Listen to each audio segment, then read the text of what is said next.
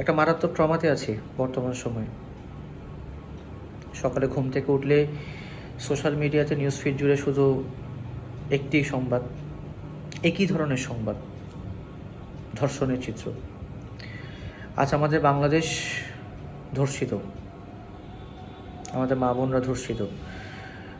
সব থেকে কষ্টের বিষয় হলো ছোট ছোট বাচ্চারা ধর্ষিত, শিশু মেয়েরা।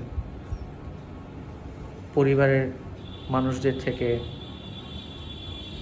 বাবা থেকে, শিক্ষক থেকে কতটা আমাদের মন মানসিকতা কতটা নিচে নেমেছে একটাবার চিন্তা করেছেন? হ্যাঁ, আমরা হয়তো একটা কথা বলছি যে আগে কি ধর্ষণের কোনো ঘটনা ঘটেনি? অবশ্যই ঘটেছে। তনুর কথা আমরা এখনও ভুলিনি, এরকম তনুর মতো হাজার তনুর কথা আমরা কেউ ভুলিনি।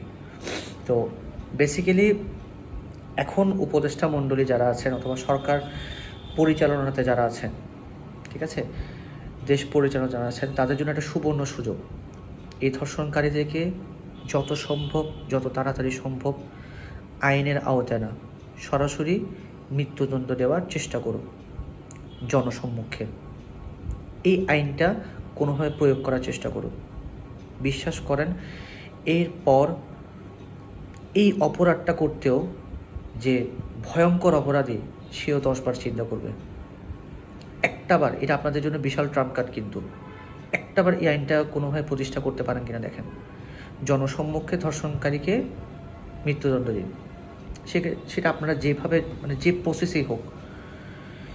কারণ ধর্ষণকারী বিগত সময়ে যত ধর্ষণকারী সবাই কোনো না কোনো পলিটিক্যাল পাওয়ারে হোক অথবা ফিনান্সিয়াল পাওয়ারে হোক, তারা বের হয়ে চলে আসছে এবং দিব্যি তারা বুক ফুলিয়ে হাঁটছে। তো বিগত সরকাররা যেটা পারেনি, আপনাদের জন্য এখন সবথেকে সুবর্ণ সুযোগ। কারণ আপনাদের পজিটিভ সাইডও যেমন আছে, ঠিক আছে, 5ই জুলাইয়ের পর থেকে আপনাদের নেগেটিভ সাইডও আছে। তো এখন আপনাদের একটা সবথেকে একটা বড় সুযোগ আছে কি জানেন? বর্তমান যে পরিস্থিতি, সে জায়গা থেকে আপনারা যদি খুব শক্তপোক্তভাবে এই ধর্ষণের বিচারটা করতে পারেন জনসম্মুখে, খুব তাড়াতাড়ি এবং খুব দ্রুত মৃত্যুদণ্ড দিতে পারেন, এটা আপনাদের জন্য সবথেকে বড় প্লাস পয়েন্ট। এবং এটাই আশা করি এটা হওয়া উচিত। কারণ বিশ্বাস করেন, যখন সকাল থেকে এই নিউজগুলো চোখে ভাসে না, আসলে এটা ট্রমায় চলে যাওয়াটা খুবই স্বাভাবিক একটা মানুষের জন্য। আমি চট্টগ্রামের ছেলে, আমাদের চট্টগ্রামে শুনলাম একটা পিতা তার মেয়েকে, তার নিজের মেয়েকে অনেক দিন যাবৎ ধর্ষণ করে আসছে।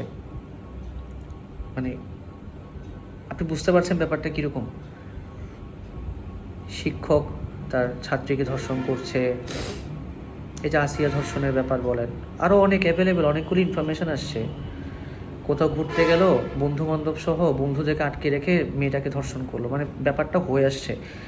এখন যেহেতু হচ্ছে, নিউজ ফিডে ব্যাপারটা আসছে, আমরা সবাই জানতে পাচ্ছি, সংবাদগুলা সম্প্রচারিত হচ্ছে এবং আমাদের সোশ্যাল মিডিয়াতে আমরা জেনে যাচ্ছি ব্যাপারটা। তো সরকারের উচিত ওই ধর্ষণকারীদেরকে সাথে সাথে বিচারের আওতায় এনে না, বিচারের আওতায় আনেন এবং মৃত্যুদণ্ড দেন খুব স্বল্প সময়ের মধ্যে।